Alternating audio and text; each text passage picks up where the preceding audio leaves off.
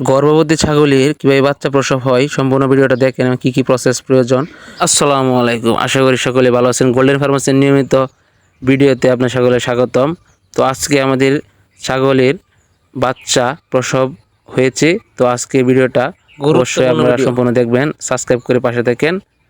তো দেখেন, প্রথমে আপনারা যদি ছাগল গর্ভাবস্থায় থাকে তাহলে অবশ্যই দিন পড়ে গেলে এটাকে কাছাকাছি নিয়ে আসবেন এবং ধারে কাছে থাকতে হবে।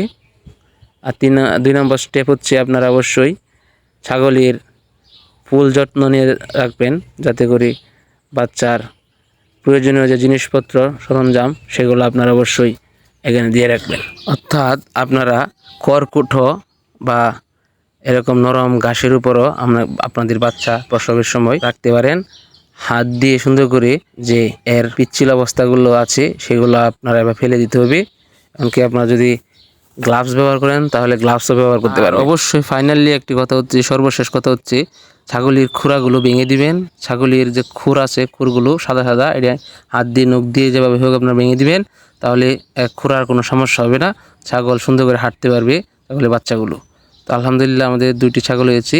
তো আপনারা দোয়া করবেন আমাদের, যাতে এই গোল্ডেন ফার্মাসির নিয়মিত ভিডিও আপনারা দিতে পারি, আমাদের পারিবারিক খামারটা যাতে আরও ভালো হয়। সাবস্ক্রাইব করে পাশে থাকবেন। দেখা হচ্ছে নতুন ভিডিওতে। আল্লাহ হাফেজ।